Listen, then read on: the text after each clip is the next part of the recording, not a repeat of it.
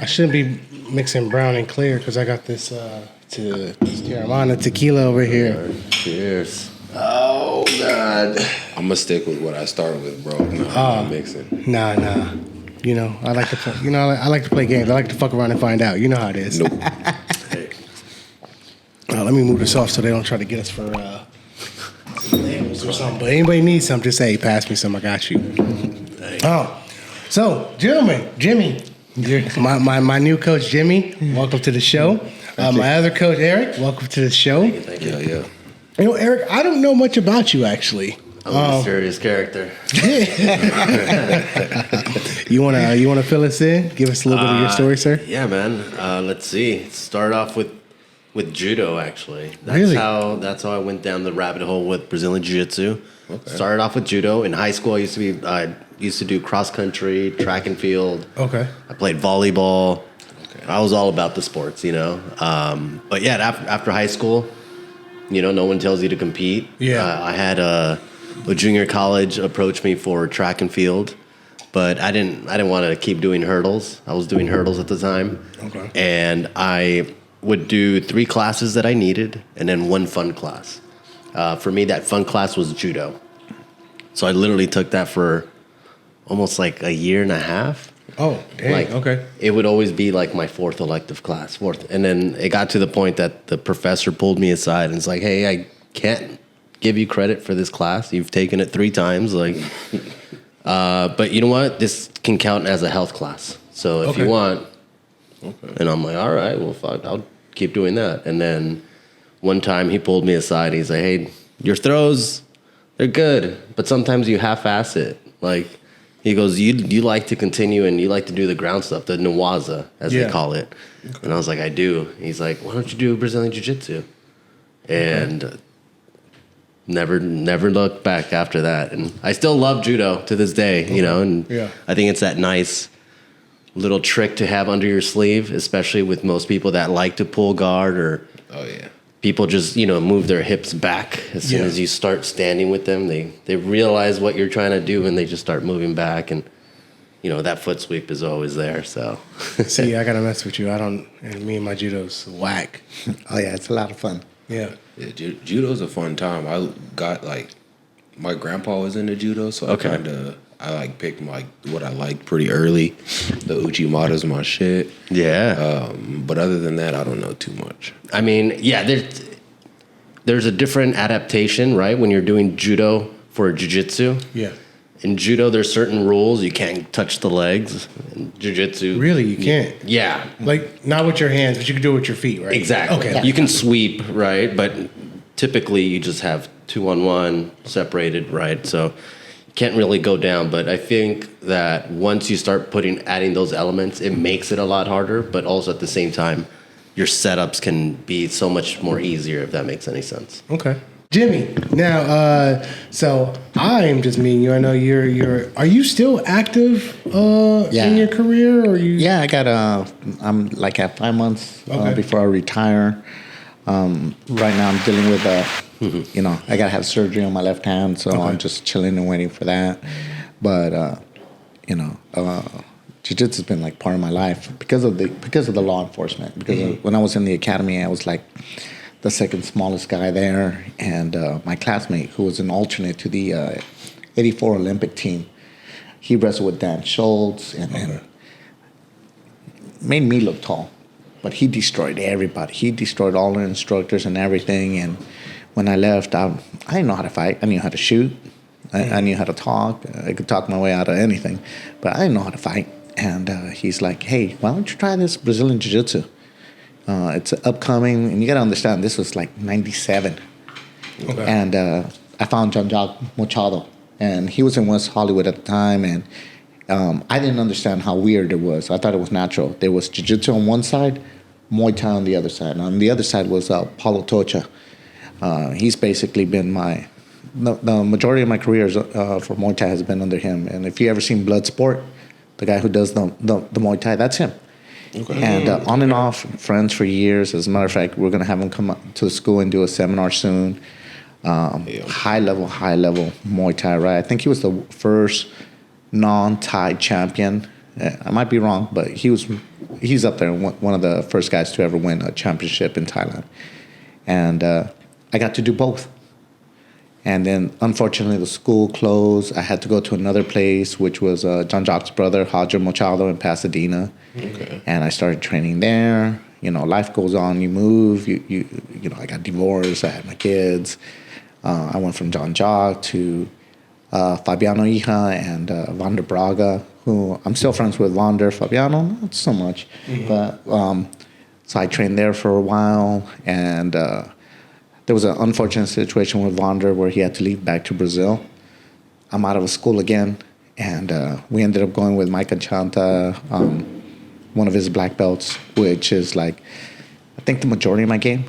To this day, I say that what Mike taught me is what I teach people, right? Just the basic understanding, how he does things is how I do things, and I see it. Okay. So I know who to blame now. Mike's the one. You roll with Mike. You roll with Mike. Mike's this Filipino dude.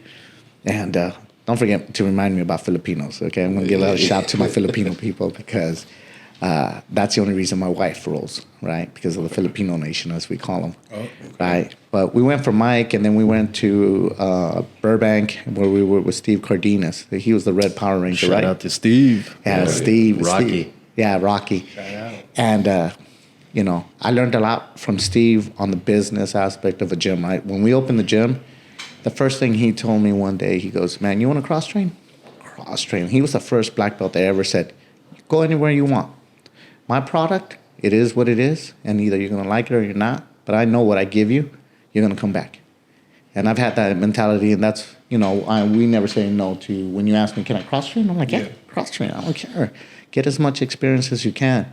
But he was the one that taught us that. And then I got my black belt under Leonardo Starka, a good friend of mine. And then we started the Misfits after COVID. We were teaching at a Muay Thai gym. We hadn't seen each other for a couple of years after Checkmat closed down. Yeah. So our school became a Checkmat affiliate. After that, it kind of closed down. Due to the owner, I would say. We're not going to say his name. You know how you won't say certain names? Yeah. I've heard you say, I'm not saying this guy's name for nothing. We will not say his name for anything. We actually have rules in the gym that are named after him. Because that's how bad he did things. Right? And we call it the Bomba rules. Is the nickname we had for him, Bomba, because Jesus, Açaí, and bomba, right? The Brazilian recipe. Yeah, and he was not Brazilian, but you know, we decided, you know. I mean, the best part about having more than 10 years in the sport is the fact that you learn so much of it, right? You learn about people, you learn about business, and you learn about culture. And this is it has a culture in itself. Yeah, there's certain unspoken rules, certain things, and I guess once you've seen enough of like the bad habits and the bad traits, you're like, fuck that, you know? Yeah. To a certain degree, which are is are these like mat rules or business rules? I would say both. Both. You got to think about what Brazilian Jiu-Jitsu started off as, which was straight up gang. Yeah. Fuck them. My style versus your style. Like, you cross-train, you're a crionge. Yeah. Which is we hear that trainer, a lot. Yeah. You know, and it used to be frowned upon. Like, you're cross-training, like, oh, you're a rat, bro. Yeah. We don't like you. Yeah. Okay. You know, it's like people that would go for leg locks. Same thing. Oh, that's a peasant move. Right? What was king? The choke is king. That's what they would always say. Yeah. That's like the ultimate submission is taking someone's back and just... And then your school, it was after your black belt, right? Whoever your black belt was, that's the legacy that you were under, right? Okay. And that's changing. I mean, you could see it with all these schools like the B team, even Autos, even though, you know who the main man is, but look how many guys he has coming up, right? Yeah. You have Art of Jitsu. Yeah. The two brothers are the best in the business, right? But look at their school. It's a team aspect. And when me and Eric hooked up back again, we were teaching at a Muay Thai school. And I went from teaching one class to teaching 5 times. And then COVID hit. We were forced to train out of the house. And then finally, Gabby Garcia came to the house to do a seminar. and literally slapped some sense into me. If you ever seen her hands, they're like that big. Yeah. And she slapped me. I all I said was, look, I apologize for having such a small gym, but we had 100 people there. Wow. And she slapped me. I thought my neck was gonna break. Yeah. And she goes, nah, you don't have a small gym. You have a small ego and a small brain. You got to think bigger. Open your own gym. Open your own. And then me and Eric, we were just talking about it. We're like, man, if you could have a pipe dream, right? What would it be? How would we do it? What would we not do wrong that we saw, right? How do you kill the egos? How do you kill the names? How do you make it so that what we had at the house? Remember, you came into my house, you had to go through the living room, dining room, into the garage. Yeah. So you had to be cool with us. If the rule was, if I invited you, and let's say you brought him, Yeah. and he did something wrong, you have to deal with it. Not me. You That's brought fair. him. That's fair. Right? Yeah. You kick him out. And how do we do that in a bigger, in a school, an actual big school? Because now it's a business. Now it's like we're competing against other schools, or, do we change how we do things? And we sat and we talked and we said, nah, man, we're gonna keep it the same like we did in the house. Either you're gonna like us, and you've seen how we joke around and we play around, we drink, we have music's blowing up in the gym, and we're rolling and we're just talking shit to each other, right? I'm just constantly talking shit, right, as I'm rolling, right? Eric's the same way, and we're having a good time.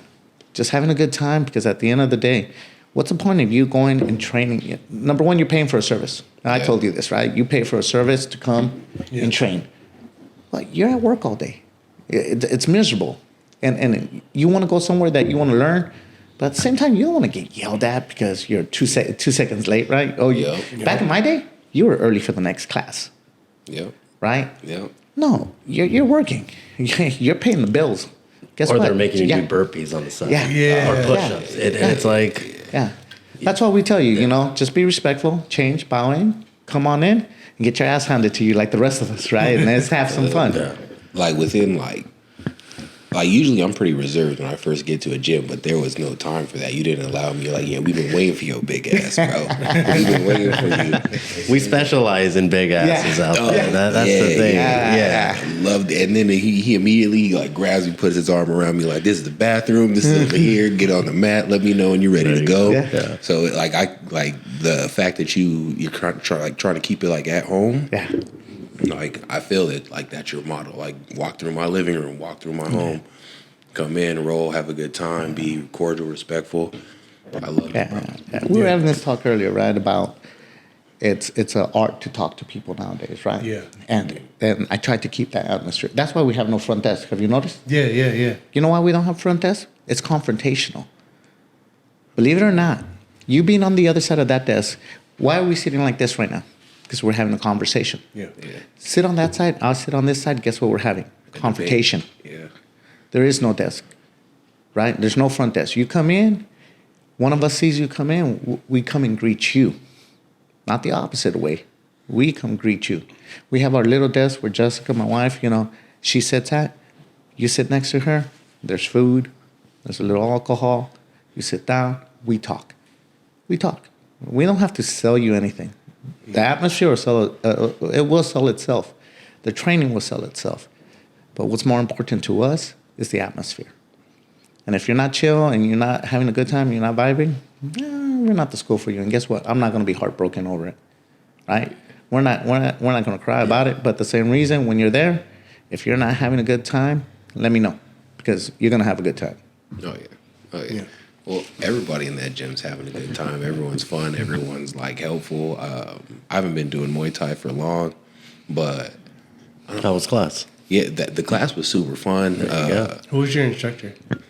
Oh, okay. Yeah. I've only gotten the plans. I've only gotten to do class with Jesus. Okay, no. Yeah. And him and Jess. Yeah. Jessica, our female instructor, she actually lived in Thailand. Oh wow. Okay. So she's about that life, I heard her kick a pad the other day. I thought someone was shooting, bro.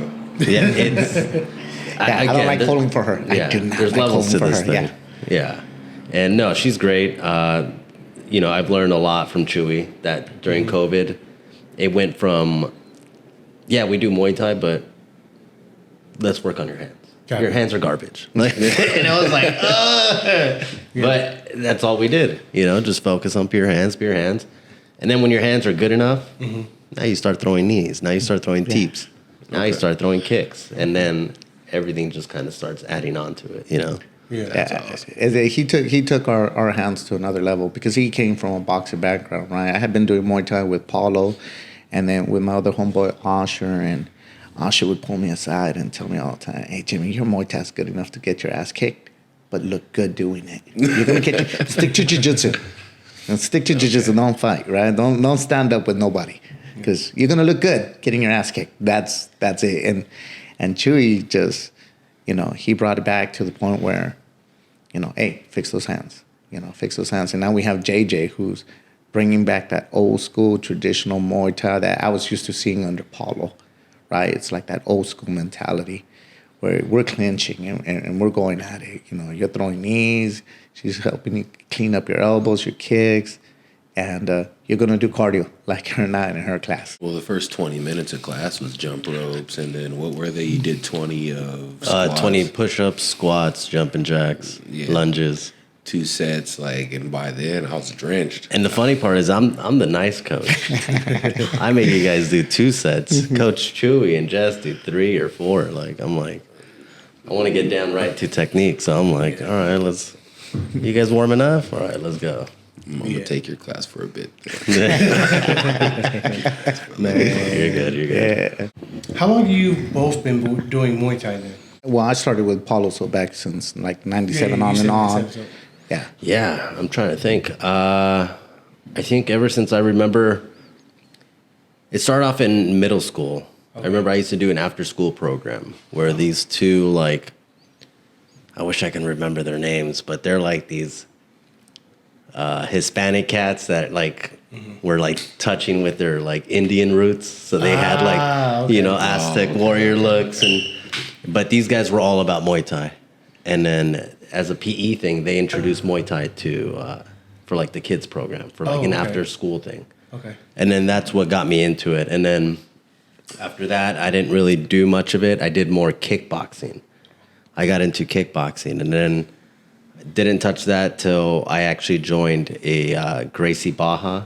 Oh, okay. And that's when I started doing jiu-jitsu. And then again, every school since then was always Muay Thai here. And the other side was always jiu-jitsu, Muay Thai, and then jiu-jitsu. Oh, They so you always just kinda had the privilege of training him. Exactly. That's dope. That's dope. That's, you know, I want to have a gym one day, and that's hopefully the goal. Have some striking in my jiu-jitsu. Yeah. I mean, I think it's really important. I think, especially just because as a fanatic of Brazilian Jiu-Jitsu in general, like whenever there's like a specialist in Jiu-Jitsu or in Judo that fights in the UFC, I'm always rooting for that guy, right? But at the end of the day, I think there's that inside joke of them not being able to close the distance, them trying to reach towards someone and just having shitty hands. So I always thought it was important to have maybe not the best hands, but at least decent hands to close the distance for you to get your clinch and then take it to the ground. And that's really it. I agree. I've always felt like you should at least have 2 practices under your belt. I mean, yeah, if you're 1-2 and your roundhouse isn't good enough, like that's all you really need, you know? 1-2, a good roundhouse to the leg, someone's front leg, especially if they've never taken a leg kick. Yes. Oh, that's, you know, We talk about this all the that's time. it. Or a teep kick. Yeah, I don't care who kicks you. You never taken a leg kick before? It hurts. It's, you know. My homie's uncle was like, he was into MMA back home, and he was like, I'll just leg kick you to death. And I was like a football player. I was like, nah, I'm not gonna leg kick. I squat all day. You take one in the right spot. And I saw him warm up. That was a mistake. Yeah, dude. No to leg kicks. And that's the same, you know, like for me, for work, right? I'm short. I was never a big dude. And most of my partners, you know, they'll probably never watch this, but Lou Ford, man, he was a linebacker for the Rams. And then huge black guy, right? Big. And then there's my little Hispanic ass. Guess who they wanted to fight? Ain't nobody want to fight. They used to call him One Punch Lou, because I've seen him hit people. I think that guy's dead. right? He just would knock you out. But they would come after me, right? So I'm like, I had to learn just enough stand-up to get you down to the ground so I can just get this over with as fast as possible, right? Without getting hurt. I never... The one good thing about jiu-jitsu was I learned how when you get somebody, right, and you handcuff them, that's done. My ego's... They teach you... Jiu-jitsu teaches you that your ego's done, right? When somebody taps, you don't continue. You don't continue hitting, right? You're done. You won. Yeah. Cool. Clean them up. Sit them up. You want some water? You know, you good? Yeah, okay, let's get up, let's go. Right? There's no need for all that shit, right? Like those Ronnie King days, there's no need for that shit. You know what I mean? No. Would you say that it's important for police officers to train jiu-jitsu? Oh, you have no idea how important it is. The amount of jiu-jitsu that's taught in the academies is stupid. It's like, it's non-existent. They give you like 2 weeks of 1 hour course here. You don't remember anything. And hate to say it, but most cops, and I'm not going to get shit for this, most cops are lazy, okay? Number one, they're lazy, they're cheap, they don't want to come train. I mean, we offer a great discount for law enforcement veterans, right? Shout out if you're a law enforcement veteran, come down to Misfits. But and I can attest to that. Good discount. Yeah, and what do we got? We got mostly military veterans, right? They come, it helps with the PTSD, it helps with that anxiety. But cops, we don't get that many of them, right? And it's a lot of ego. And what does BJJ teach you? How to get rid of that ego, right? Well, yeah, at least control. That's rule number one. Well, control, right? And I tell these guys, I tell the young cats, you know, out there, I go, man, you got to learn. You got to learn. You got to train. You got to pay because you're never going to learn it outside the academy. You're not going to be good enough to use it. And then you got this new generation of kids that are growing up. That's all they're training, right? Yo. Yeah. Let my son who was born on the mats, trained his whole life. You try getting him.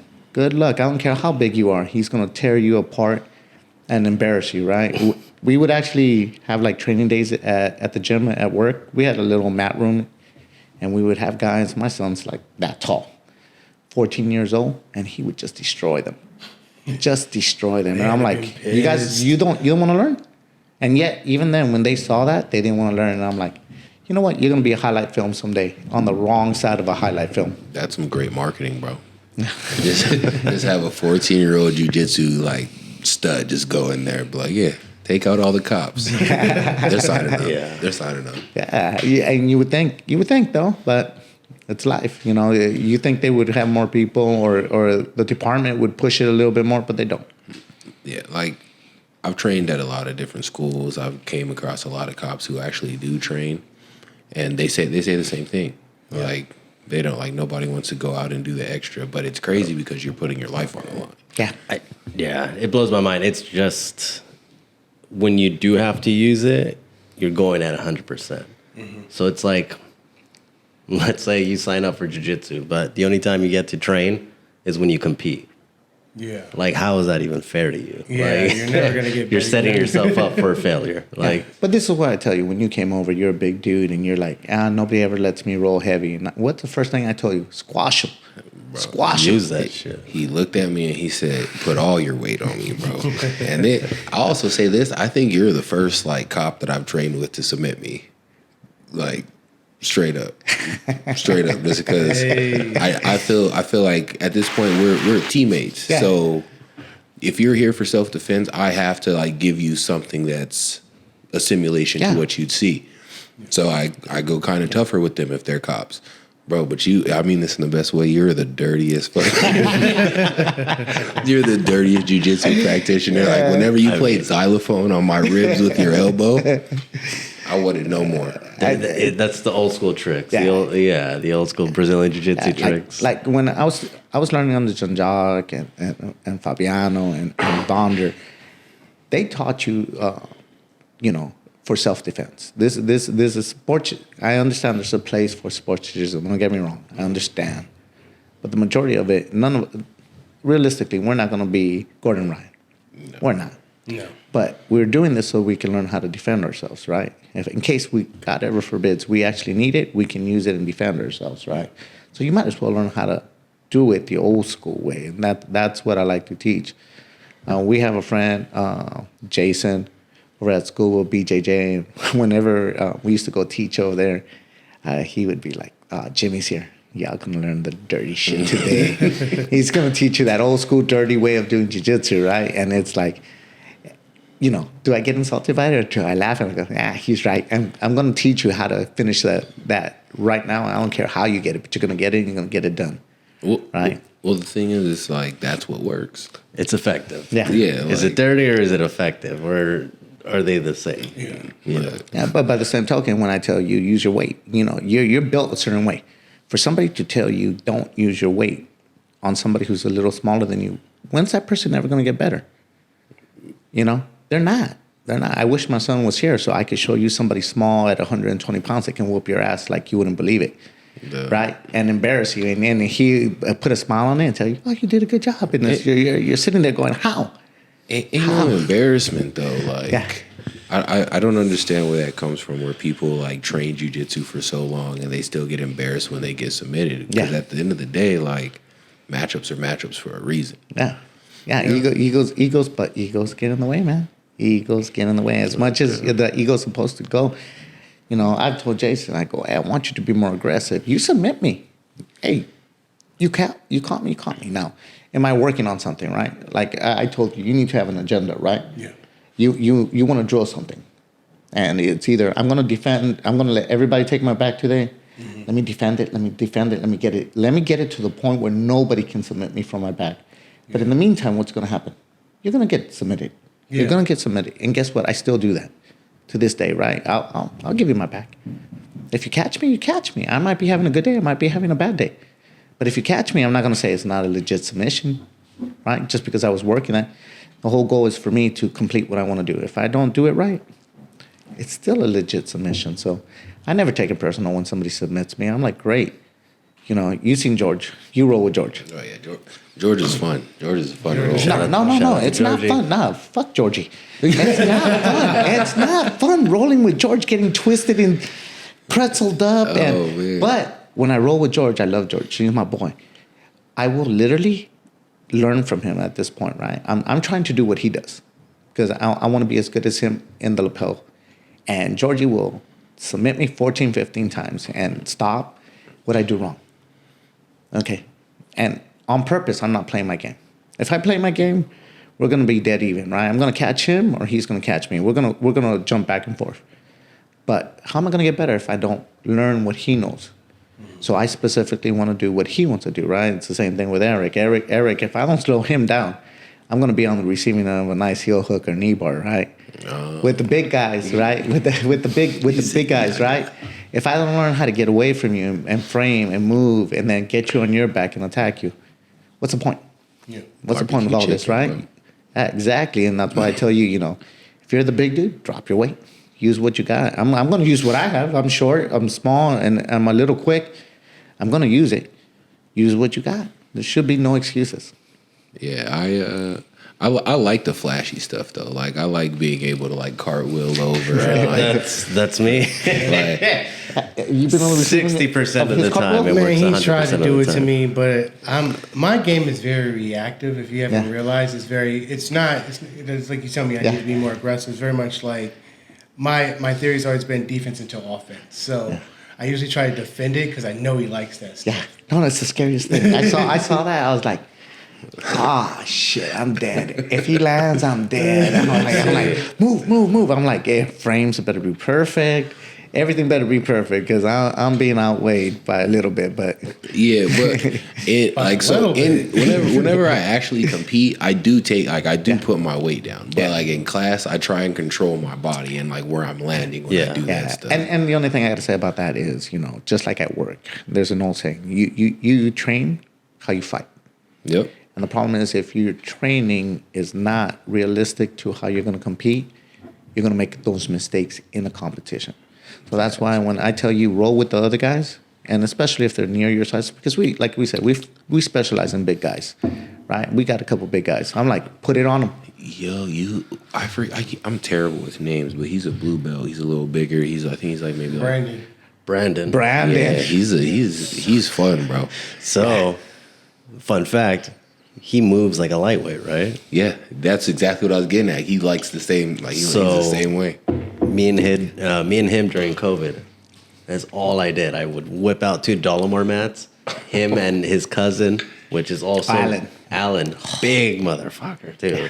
Alan's a brown belt, right? No. You haven't met him. He's got a he's got a back injury right now. Yeah, but another bigger motherfucker. Again, during COVID, that's all we would do is just roll. Yeah. Slap, bump, and roll, and just literally for at least 2 hours, just roll.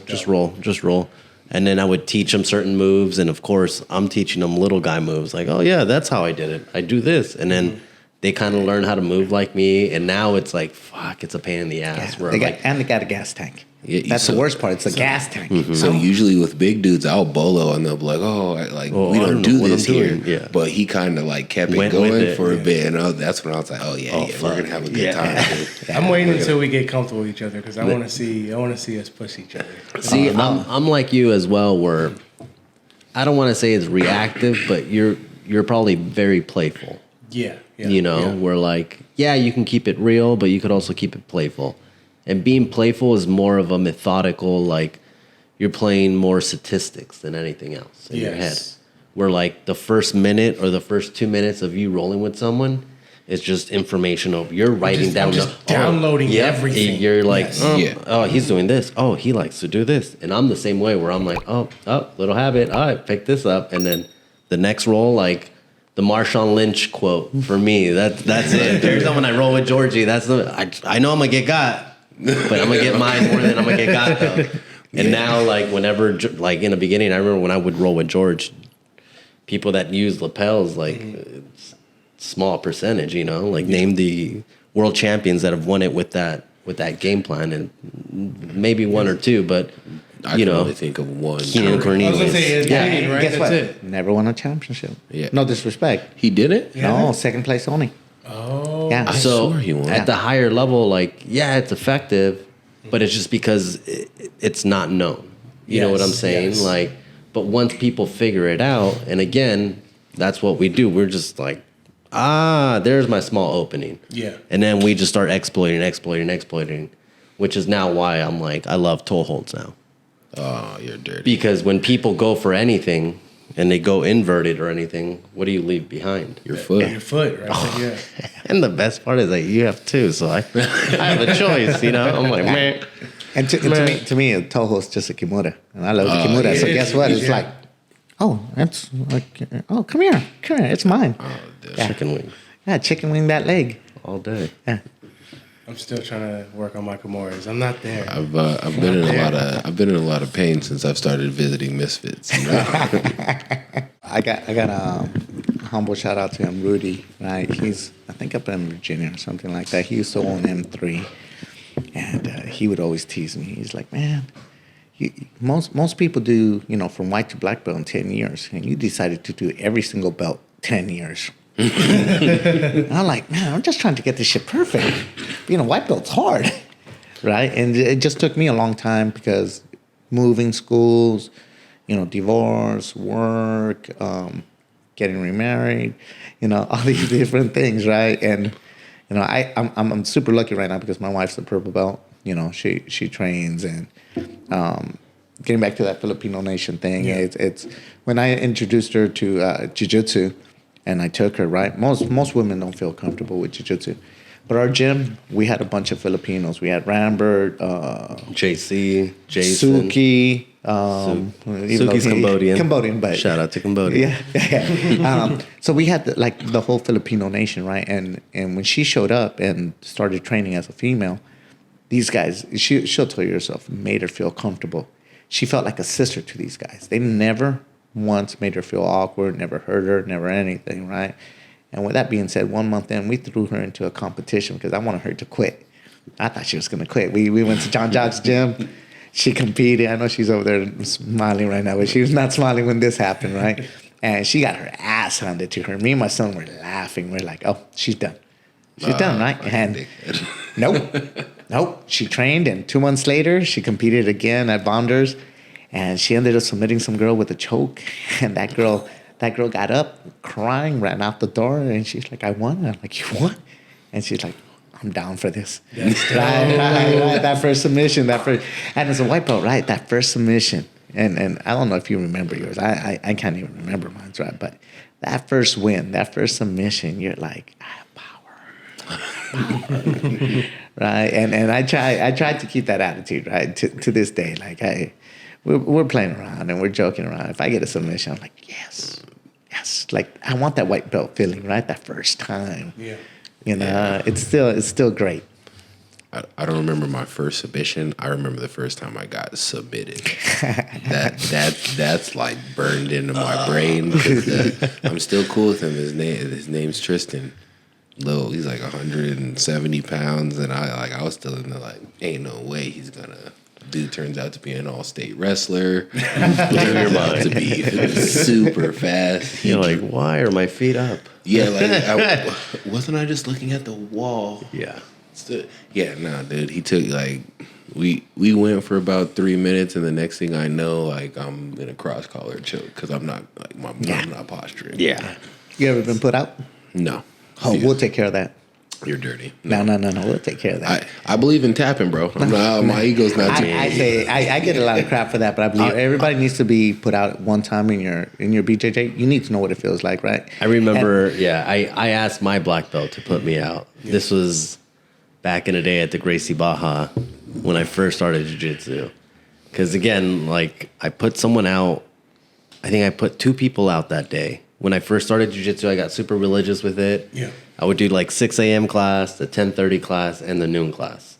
And then I would shower and go to work. Yeah. It was terrible. But one day I put 2 people to sleep.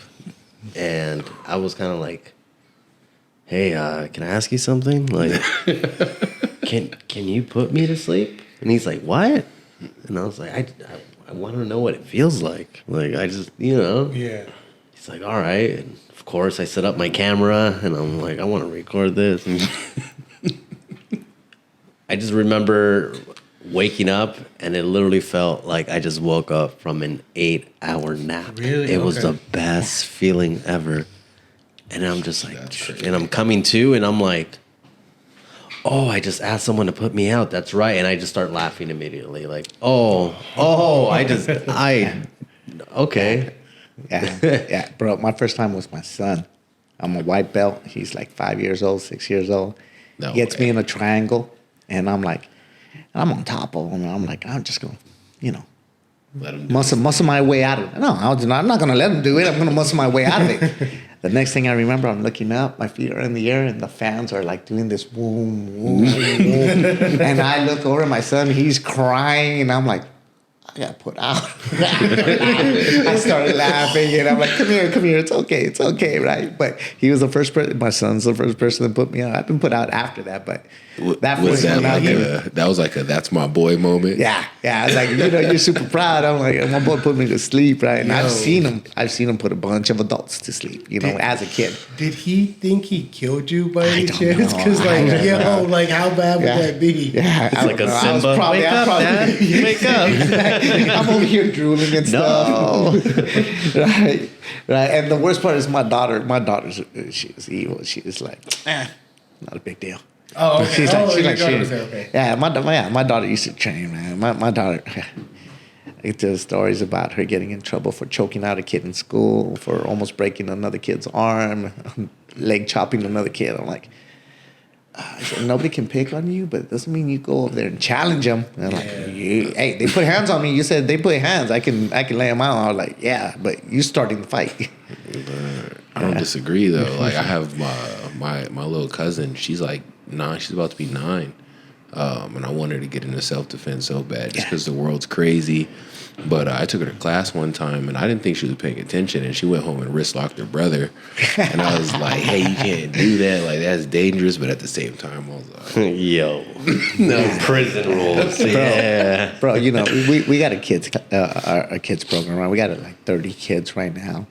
And my favorites are the little girls. I'm biased as fuck. I'll tell you now, the little girls make me the proudest, right?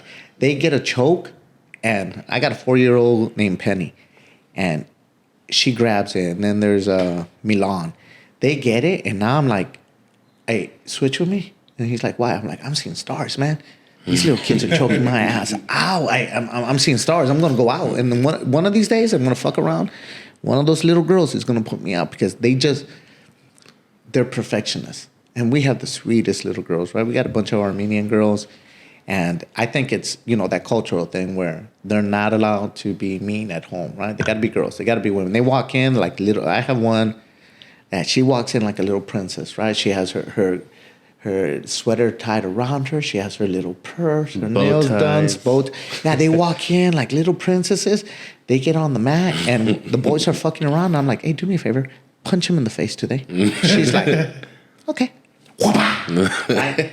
Hey, make sure you choke him out today. Okay. And yeah, I love the little girls, man. The girls are the best. Little mat enforcers. Yeah, mat enforcers, yeah. I've always said it, dude. I've multiple episodes. I've said girls pay more attention to the technique than dudes. I mean, yeah. Me as a kid, man, I was half retarded. I'm probably still half retarded now. You know what I'm saying? So I might have to bleep that one. Yeah. I might have to have my first bleep right now. Hey, you gotta use the hard H. Hard target. But my thing is just, like as a kid, I would have hated to teach myself jiu-jitsu as a child. Yeah. Because my attention span would have been here, would have been there. But girls, they just mature faster. Mm-hmm. We see it now. Even now, my niece, I'm like, stop growing. Yeah. They're just there more intellectually. They're just there. Go ahead. I got the respect kicked into me whenever I was my first martial art was kickboxing. My mom took me. I went through the classes for 2 weeks. I was like you, what's going on? And they had me spar a 12-year-old girl because she I was big, dude. They're not gonna put me against other little kids. I threw a punch and she kicked me in the armpit, bro. I quit. I quit that day, dude. I was done. Bro, what's Leica's full name up in Santa Clarita? She's a famous black belt. She's old school. Checkmate girl. Yeah. Leica. God, I apologize for not remembering her name. She's like a legend in the game, right? A small Brazilian girl. And one of my boys goes up there one time. I think he was like a blue or purple. He's like, ain't no girl gonna be able to submit me. Ain't no girl. He came back with his tail between his legs, got his ass handed to him. I'm like, wait up, you roll with Lake? She roll with you? And yeah. What happened? I got my ass handed to me, right? It's legit. We have Yvette, right? Yvette's old school. If you're not careful with her, you might win. Oh, she gonna make you pain. You gonna walk. You're gonna walk off the mats with a bruised rib, a fucked up nose, a bloody lip, and she'd be like, "Okay, yeah, you submitted me. You're a big dude. Yeah, great. I'm not the one bleeding. Great role. Yeah, great role. Exactly. Yeah, she's evil. I love her. I want to. Sorry, go ahead. Yeah. No. I wanted to go back because you said everyone should be put out, and I wanted to know your reasoning behind that because we kept going. I just think that if you're putting out people, you need to know what it feels like. Got it. You need to know what your threshold is because when you're first starting out, how many times have you seen somebody phantom tap? Where you get a choke, a choke, and they're like, "Oh, you got it," and you're like, "No, I don't." Not even say yeah. Yeah, you're like, I don't have this, but they freak out, right? Mm-hmm. Yeah. They're phantom tapping. Why? Because they don't know where their threshold is, right?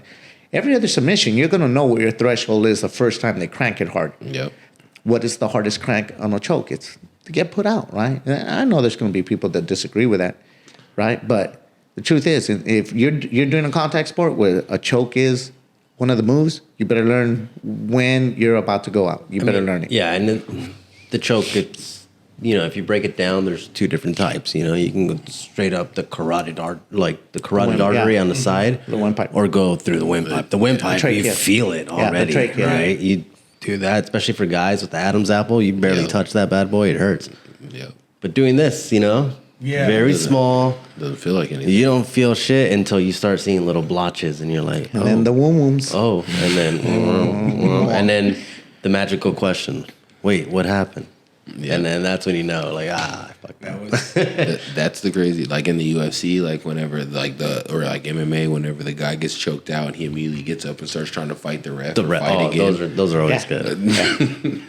Those are always good. Yeah, I seen that from experience, right? I seen guys get put out and they wake up and they're just continuing to fight, right? It's like, yeah, put out, bro. Yeah. Not all the times I've seen people get put out are like horror stories to me. Like the first time I put someone to sleep, his kid started crying like in the stands. Like another dude I seen like defecate himself. Like it's just always just like bad shit, and that's why I've never been like. Hey, What website is this? No, dude. Like in class, like someone pissed himself. But that's what I'm saying, right? If you don't get put out under a control scenario, right? Like hands up. Don't go on our webpage because we might have some of those on there. Hands up, or especially on mine. Right, hands up, go to sleep, hands drop. You know the person's asleep, right? At that point, let it go. At that point, right? You're just letting them know where the threshold is. What happens is that you're rolling, you catch somebody, and you're holding it. I'm not going to mention him because we just saw him. The first time I put him out, right, I freaked out because I had a Peruvian and I'm holding it. I'm sitting on it, and and it's in the gi, and I'm holding it. And at some point, I'm like, man, I can't finish this. Mm-hmm. And I let go. I start to move and he's out. I have no idea how long he was out for because I thought he was defending. And then I pick up his legs. And my wife's like, what's the matter? You choked him out. So what's the big deal? I'm like, no. He's a good friend, right? I'm picking up his legs, and he wakes up. He goes, I tapped. I'm like, no, That's a hard one to tap to. Like, yeah, because you're on your forearms. I go, you on your forearms, bro? He goes, I didn't tap. I go, and I don't know how long I had you out for, bro. Because I thought I didn't have the position because he was braced. So it's not like he fell over. And, that's how you need to know. That's how you end up learning. Oh, do I have a good submission? And sometimes you think you have it. The guy's not out, and you let go, and you're like, oh, why you let go? I thought I choked you out. Sorry. Yeah. I'm not going to drone on about it, but Peruvian neckties in the gi are probably one of my favorite jokes for that exact reason. It's just so powerful. All right, we're back from the restroom break. Eric can't hold it like a child. No, you're good. This is good transition segment. We're in our last 15 minutes. So, do you have any questions you want to ask before? I do have a question. So we've asked every black belt that comes on here, what are the most important things, or the things you tell a white belt or someone just getting started, what are your advice to anyone getting started or having a tough time? I'll let you go first. I would say defense. I think, especially me, we use ourselves as an example. Mm-hmm. So whenever a black belt tries to tell you anything, they're pretty much trying to tell their younger self something, you know? And that's really what it is. It's, I would say defense. Defense is everything. What gets us into the door and our foot into the sport is seeing people fucking flying, being able to hip toss someone, being able to submit someone, seeing Demetrius Johnson suplex into an armbar. It just looks beautiful. It's very artistic, and we automatically want to be like, that. I want that. And it just, realistically, you need a good base and a good foundation. And defense is what gets you. That's what gives you that. And I remember, shout out to Jeff Glover. He was one of the guys that would always open up my eyes to that. And he'd be like, start with your back taken. Yeah. Okay. Start and mount. Yeah. For someone that always thinks of the what can be, in my head, I love smoking weed, but sometimes it's more just to calm down the head, just because it's always the what if, what if this, what if that. But what if none of those things happen? You just thought of so many scenarios when you didn't need to. No, I hope my girl's watching this. You get trapped in your head, and I'm for sure I fall into that trap a lot. And so if you put yourself in the worst position possible, now start from there. Yeah, it's not gonna get any worse. Yeah, And now when you start getting comfortable in these positions where you're like, start him out. Take my back. All right, ready? Cool, go. Mm-hmm.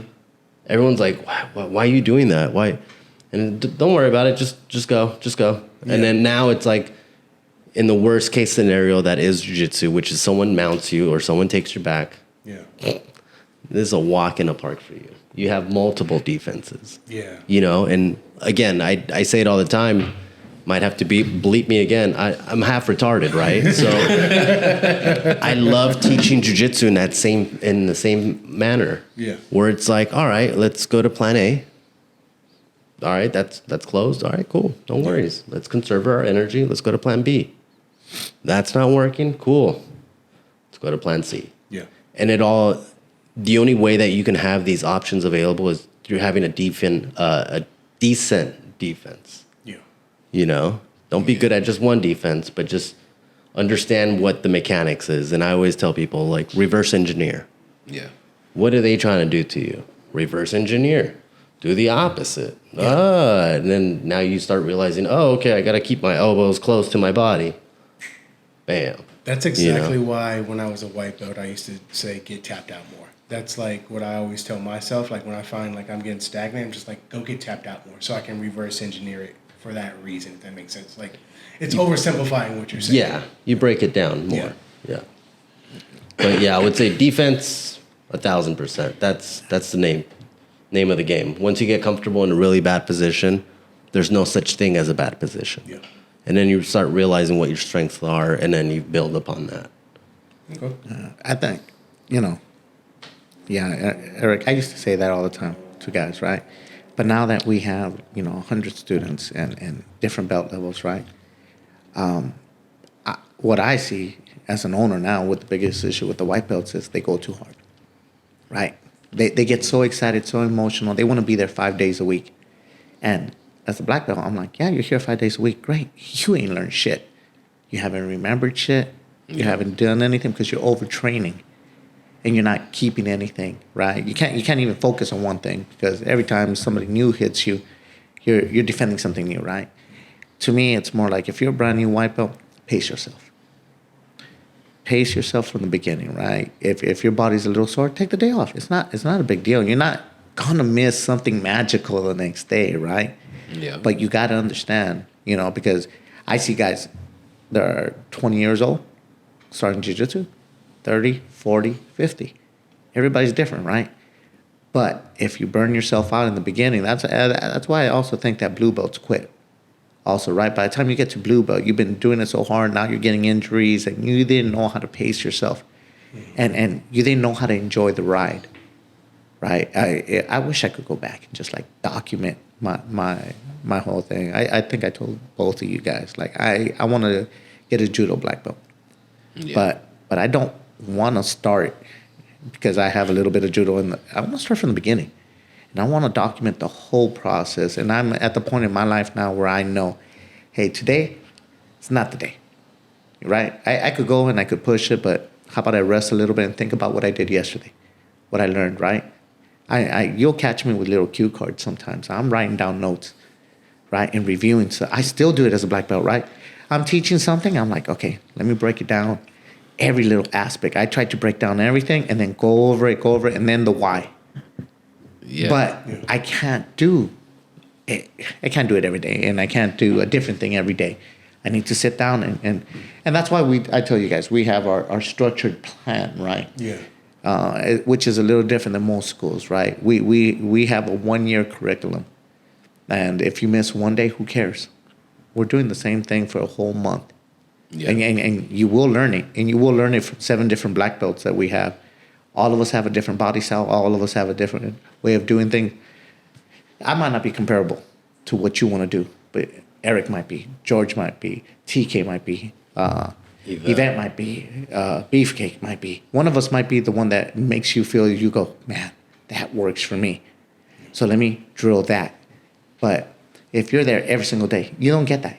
You don't get that. As much as you think, oh, my cardio's getting, no, it's not. It's not getting better.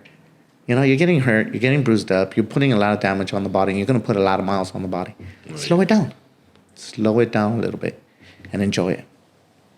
Yeah, it's funny that you said that you have cue cards because I've been made fun of by a few people, but I have a jiu-jitsu and now a martial arts book, and I'll legit write down what I learned, or if someone caught me, I usually like when you caught me, I asked you what did I do, what happened. Yeah. I'll go write that shit down, dude. I'll go write that shit down. I write like workouts I want to try. It's valuable. Yeah. I mean, but bro, I have some of those cue cards that I did as a brown belt. As a brown belt, I started doing it, and they're in my gym bag. And every once in a while, I'll pop them out, and I'm like, "Oh, good review. You know what? This part right here, yeah, that was getting me trouble. Now I know how to do it better. And I do like a side little note right in there, and then I review it. I put it back in there, and then I don't throw them away for a reason, because years down the line, I look at it again, going, yeah, that was good.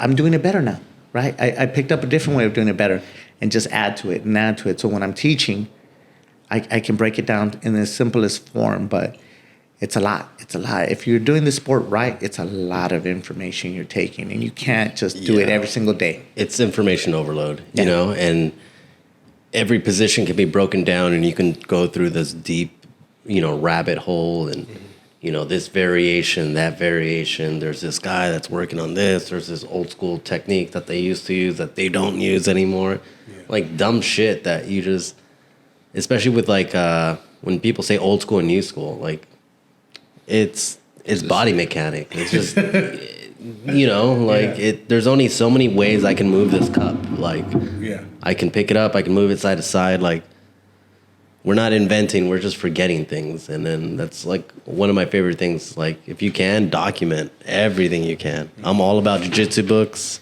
Oh yeah. If you go to seminars, I'm the guy with like the notepad, or like putting my camera there, like trying to be sneaky. And like, information is knowledge. And especially in this sport, because when you look at the old school ways of what it used to be, right? Like, it's gang oriented, and I'm keeping my secrets here and you keep your secrets there, and cross training was bad, but now it's Americanized. Now it's like, all right, look at this product I got. You want it or not? Like, you know, and that's the beauty part, is the fact that it's the product is knowledge. Yeah. And that's, I don't know, it sounds cheesy, but I love it. And that's the best part about jiu-jitsu, is the fact that you could always learn from someone. Yeah.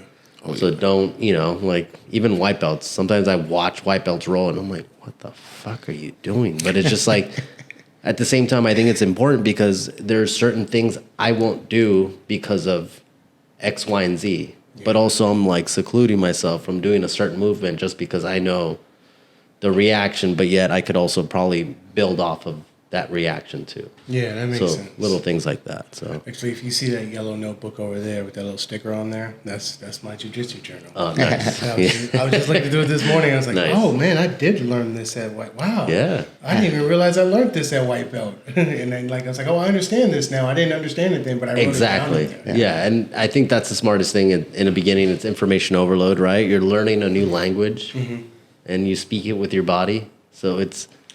You may not understand it now, but like, read it 2 months, 6 months from now, and you'll be able to digest it in a different manner.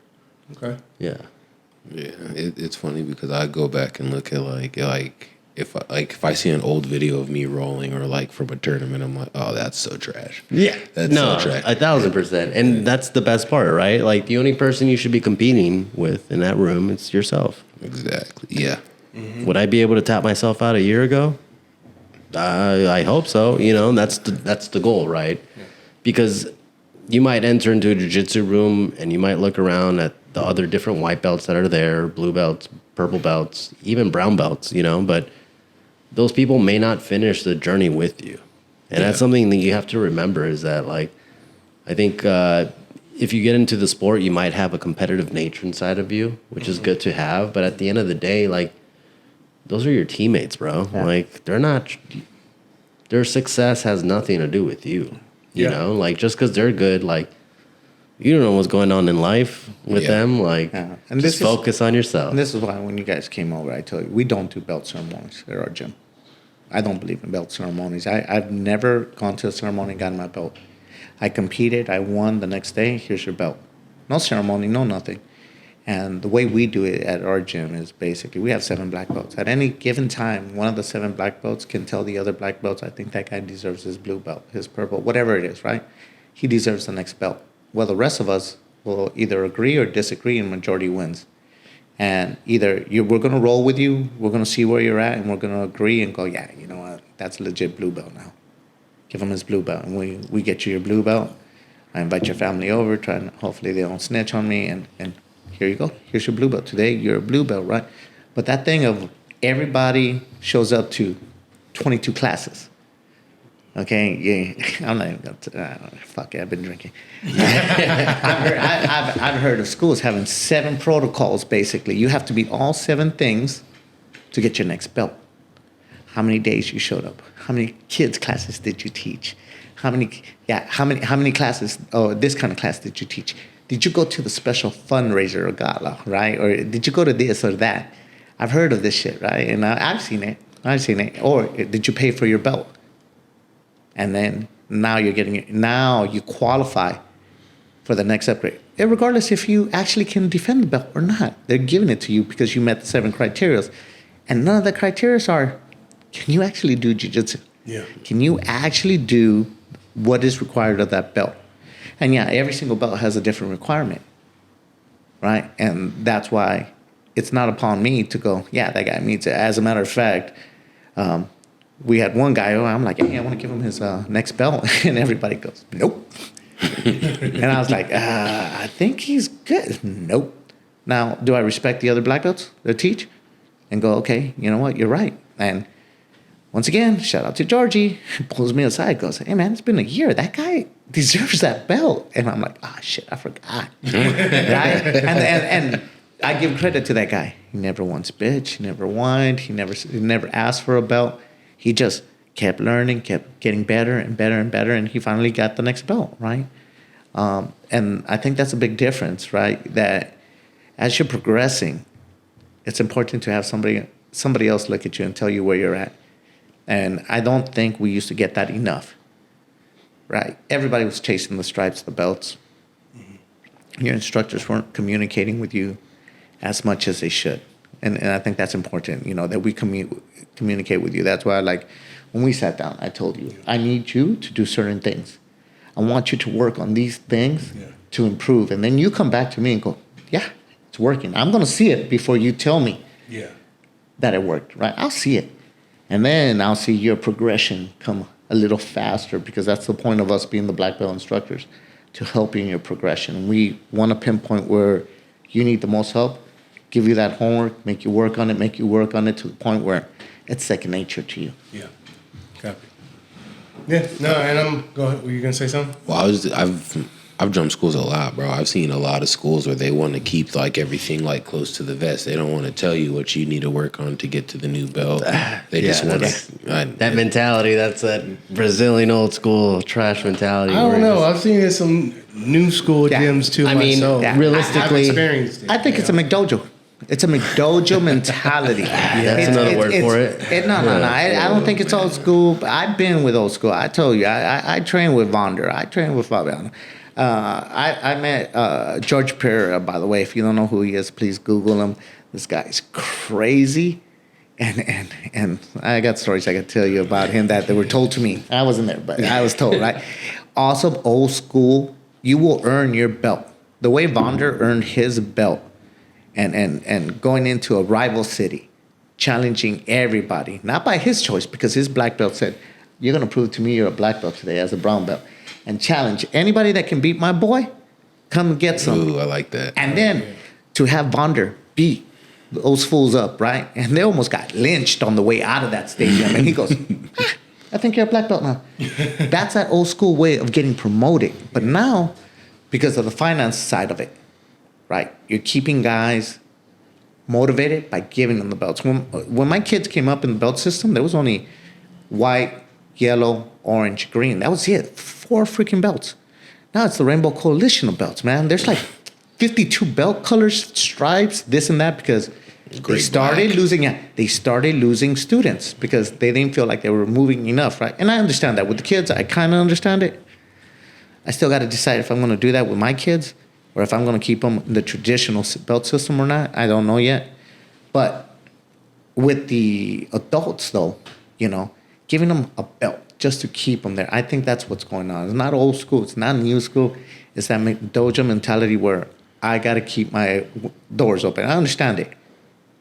But what are you doing to your students by doing that to them? You guys talked about this one time, different level black belts. Yeah. I've run into that. I've run into black belts that I've rolled with, and I'm like, man, you're a purple belt. You're just a purple belt. You ain't no black belt. I know you got a black belt, but you ain't shit, man. And then I thought it was me.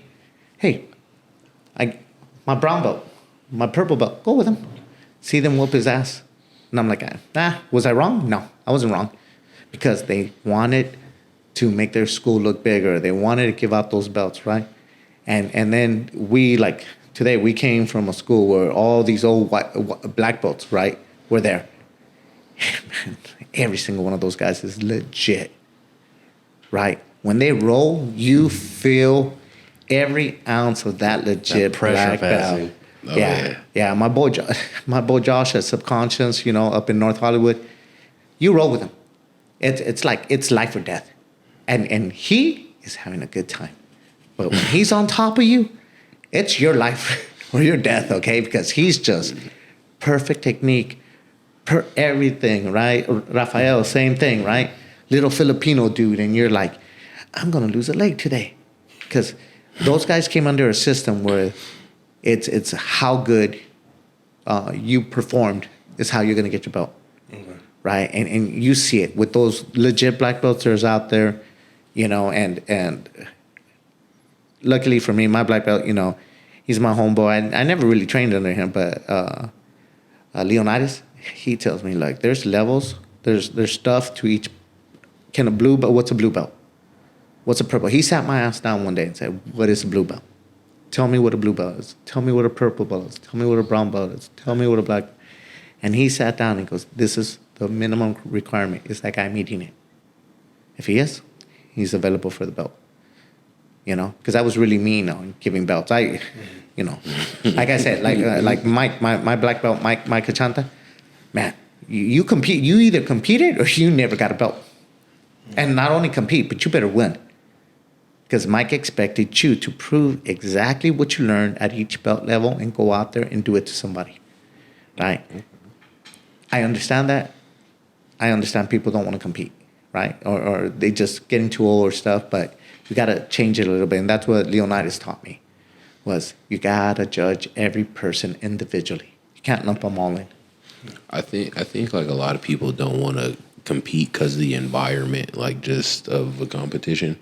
I've always kind of wanted to bring back gym raids in a way, not like not even in like a disrespectful way. Just like call up the school, be like, hey, I know a few gyms if you want, bro. Yeah, or even have like a link up in-house tournament or something like that. But a lot of people are afraid to do that for whatever reason. That's what the open mats are for, right? Georgie does a great job. He does these open mats, right? It's not just us and one other school. It's us and 5 other schools. And when you roll, you hear me out there yelling, submit them. Go for it. You want to prove yourself? Prove yourself to that guy you just met. You're a purple belt. He's a purple belt. He's from that school. Go for it. Both of you go for it. In a friendly environment, go for it. Yeah. And then you're going to know. You're going to know, okay, you know what? Is that a legit purple belt? Am I not a legit purple belt? Right? Okay, well, there's another purple belt from another school. Let me roll with him. Oh, look, there's a purple belt for another school. Right? And now you're going to know. That's why I love open mats. I love what Georgie's doing with our open mat concept of inviting all these different gyms. All affiliates welcome. I think that's super important. It takes away the whole banner, like, are you this, are you that? Like, you love jiu-jitsu? I love jiu-jitsu. Let's do jiu-jitsu. Right? Choke each other? Yeah. Bad. Yeah. You want to simulate murder? Let's go. Let's do it. I think that's the most important thing, and that's a lot of schools will shy away from that. And to me personally, you're afraid of your product. Yeah. Like, why are you afraid? And if you are, then that's something you need to assess on your own. But like, the fact is that with the Misfits, that's one thing I love. It's, you don't want to sign up to my school? Mm-hmm. That's fine. Just come in for an open mat, at least. Yeah. Like, one way or another, I'm going to get you to come to my school. Okay. And that's just what it is. And I'm going to let the product speak for itself. Like, do you like the space? Do you like the technique? Yeah. Do you like everything else? Like, all right, cool. Then that's all that should matter. Like, I think I've said it before, but to build on what you said, the space, the technique. So like you said, we have multiple multiple black belts. The space is fucking beautiful, dude. Like It is a beautiful space. Like That's Jimmy's wife, though. Yeah, that's all we should put it. Yeah, we Shout should out put to a picture on the Jessica. thumbnail. But yeah. I mean, it costs us a shitload of fucking money that we're still trying to pay off. But it's a typical woman, right? You got to rein her in because she thought she had a free spending, and we're like, how much? No. It's beautiful, but slow it down, girl. Slow it down. But like we said, it's we wanted. We were training in Malaysia, right? We have a friend out there, Emmanuel, and he took us out there, and we're at a nice little gym. But then we started looking at their other gyms that are out there, right? Malaysia, Singapore. Man, these are high-end gyms that have Muay Thai, they have Jiu-Jitsu. They have all the product under one building, and it looks beautiful. Why does a BJJ gym got to be dark, dingy, smelly? Yeah. Girls don't like walking into the bathroom because you might get staph infection, right? No, we're going to make it look nice, right? Aesthetically, it can look beautiful, and the training is going to match it. I've been trying to get my girl into jiu-jitsu for years, and I'm excited because this is the first time at the gym. I'm like, I know when I get her there, she's going to be okay with coming back. We have the same thing with one of our black belts, Rambert, right? Rambert's wife, I'm never doing jiu-jitsu. She comes, we have the women's class, only women's class, right? Yvette teaches it. It's an introduction to women to feel comfortable with other women, right?